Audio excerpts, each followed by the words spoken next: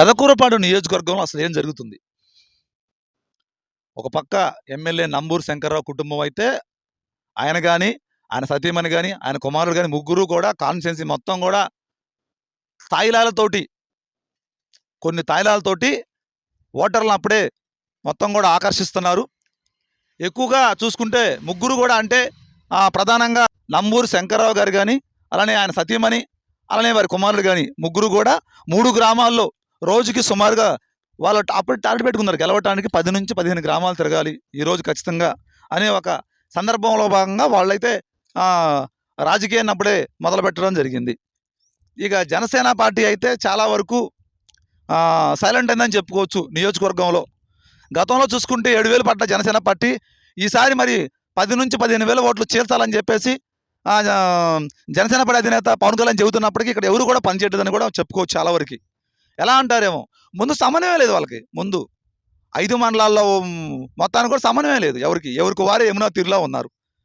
ఎవరు ముందుకు వెళ్ళాలి, ఎవరు వెనకెళ్ళాలి, ఎవరు ముందుకు వెళ్ళాలి, ఎవరు వెనకెళ్ళాలి, ఇదే సరిపోతుంది తప్ప వాళ్ళు పార్టీని గెలిపించుకోవడానికి మరి చేద్దామనే ఒక కాన్సెప్ట్ అయితే వాళ్ళకి కనిపించట్లేదు. సరే, వీళ్ళని సమన్వయం చేయడానికి ఏమన్నా తెలుగుదేశం పార్టీ ఏమన్నా ఒక అడుగు ముందుకేసిందంటే అసలు ముందు అక్కడ అభ్యర్థి ప్రకటన లేదు. ముందు ఇక్కడ వీళ్ళ గోల అయిపోయింది. ముందు పెద్ద సమస్య అయిపోయింది. పాపం వాళ్ళకి పెద్ద సమస్య కార్యకర్తలకు నాయకులకి ఏంటంటే, ఏంట్రా బాబు ఇది కష్టపడి పనిచేస్తుంటే అభ్యర్థి నిలబెట్టకుండా ఇంకా ఏంటి గోల అని చెప్పేసి వాళ్ళు ఎటు పోవాలో కూడా అర్థం కాదు. ఒక పక్క కొమ్మలపాటి శ్రీధర్ గారు ఇప్పుడు ఆయన మంచి వ్యక్తే, ఇప్పుడు రాబోయే కొత్త వ్యక్తి భాష్యం ప్రవీణ్ ఆయన మంచి వ్యక్తి అంటున్నారు. మరి ఎవరు గొప్ప ఎవరు కాదు అనేది కాదు ఇక్కడ విషయం. అధిష్టానం అనేది ఇక్కడ పార్టీ నాయకులు కానీ పార్టీ కార్యకర్తలు కానీ చాలా ఇబ్బంది పెడతామని చెప్పుకోవచ్చు. పాపం వాళ్ళు ఎటు పోలేక ఏం చేయలేక అర్థం కాక సైలెంట్ అయిపోయారు ఇప్పుడు చాలా వరకు. ఇప్పుడు ఆర్థికంగా ఇక్కడ విషయం ఏంటంటే, అసలు విషయం ఏంటంటే, ఎమ్మెల్యే నంబూరు శంకర్రావు గారిని ఆర్థికంగా ఎదుర్కొనలేడు కొమ్మాలపాటి గారు అనేది ఒక సిద్ధాంతాన్ని తీసుకొచ్చి చాలామంది ఏంటంటే ఇప్పుడు ఈ భాష ప్రవీణ్ తీసుకొస్తున్నా కూడా మనకు తెలుస్తుంది. ఇక్కడ ఎంత పెడతారు, ఎన్ని ఓట్లకి ఎంత ఇస్తారు, గతంలో నియోజకవర్గంలో ఓటుకి 5,000 ఇచ్చారా, 6,000 ఇచ్చారా, అసలు ఏం జరుగుతుంది, రాబోయే రోజుల్లో ఎంత ఇస్తారు ఓటుకి, ఇది ఇక్కడ జరుగుతుంది. ఎంత సంపాదించవచ్చు, ఎంత ఖర్చు పెట్టచ్చు అనేది కాదు ఇక్కడ విషయం. ఎంత పెడతారు నియోజకవర్గంలో సుమారుగా చూసుకుంటే, పెదకూరపాడు నియోజకవర్గంలో గతం చూసుకుంటే 120 కోట్ల నుంచి 140 కోట్ల దాకా ఖర్చుందని చెప్పి కూడా చెప్తున్నారు చాలామంది. 2 పార్టీలు చూసుకుంటే సుమారుగా 250 కోట్లు కూడా జరిగిందని చెప్పేసి కూడా మాట్లాడడం జరుగుతుంది.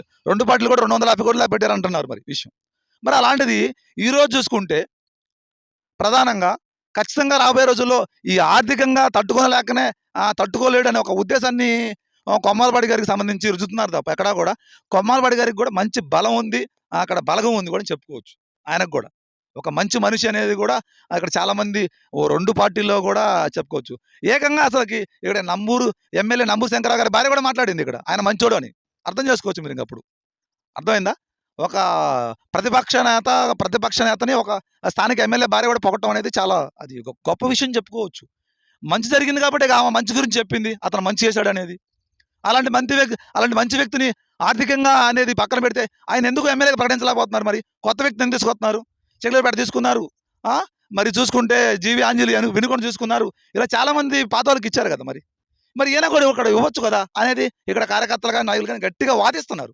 ఖచ్చితంగా కొమ్మాలపాటి గారికి ఇక్కడ టికెట్ ఇవ్వాలనేది కూడా వాళ్ళు గట్టిగా మాట్లాడుతున్నారు. కానీ అధిష్టానం ఏది చెప్తే అది వినాలి కదా. అది ఒకటే మళ్ళీ పెద్ద సమస్య ఇక్కడ పాపం. అది ఇక్కడ జరుగుతుంది.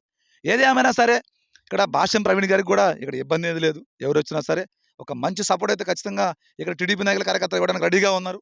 ఎవరు కలిసికట్టుగా పనిచేయాలి, జనసేన పార్టీని కలుపుకొని పోవాలి. మరి ఒక ఇక్కడ మరో ముఖ్య వ్యక్తి కంచేడు సాయి, దండ నాగేంద్ర వీళ్ళిద్దరు ఉన్నారు. వీళ్ళు వైసీపీలో నుంచి కూడా ఇప్పుడు టీడీపీలోకి వెళ్ళిపోయారు. వీళ్ళకు కూడా ఒక సుమారుగా 10-15,000 ఓటు బ్యాంక్ కూడా ఉందని చెప్పుకోవచ్చు మనం చెప్పుకుంటే. మరి ఇలాంటి వ్యక్తులు ఉన్నప్పుడు ఖచ్చితంగా ఒక పార్టీలోకి వచ్చినప్పుడు వాళ్ళని మొత్తం సమన్వయం చేసుకొని మరి పార్టీని గెలిపించుకునే విధంగా పనిచేయాలి. ఒక పక్క వైసీపీ పార్టీ అంత బలంగా పనిచేస్తున్నప్పుడు ఇక టీడీపీ అయితే చేయలేకైతే కార్యకర్తలు అసహనంగా ఉన్నారు. ఏదేమైనా సరే రాబోయే రోజుల్లో ఖచ్చితంగా ఒక మంచి సపోర్ట్ అయితే 2 పార్టీలకు ఉంటుంది. ఎవరు గెలవకపోతున్నా అనేది ఇక్కడ పెద్ద చెప్తున్నా కదా, ఆర్థికంగా ఎదుర్కొనాలనే ఒక ఉద్దేశంతో ఇక్కడ జరుగుతుంది తప్ప వేరే ఉద్దేశం అయితే ఇక్కడ ఏమీ లేదు. చాలా వరకు చూసుకుంటే ఇక పెదకూరపాడు నియోజకవర్గం సంబంధించి చూసుకుంటే చాలా వరకు ఇక్కడ విషయం మనకి మేజర్గా చూసుకున్నప్పుడు కూడా ఇక్కడ జరుగుతుంది ఒకటే చెప్తున్నా కదా, ఇదే జరుగుతుంది. కార్యకర్తలని నాయకుల్ని కూడా ఎక్కడా కూడా ఇబ్బందులు పెట్టకుండా అధిష్టానం అయితే ఒక మంచి నిర్ణయాన్ని కనుక ఒక వారం 10 రోజులు తీసుకొని కనుక ఇక్కడ కనుక అభ్యర్థి నిలబెట్టినట్టయితే ఒక మంచి అవకాశాలు కూడా ఉంటాయని చెప్పేసి కూడా నేను గట్టిగా చెప్పగలను. ఇది పెదకూరపాడు నియోజకవర్గానికి సంబంధించిన విషయం అయితే. Thank you. Me Karthik Ungarala.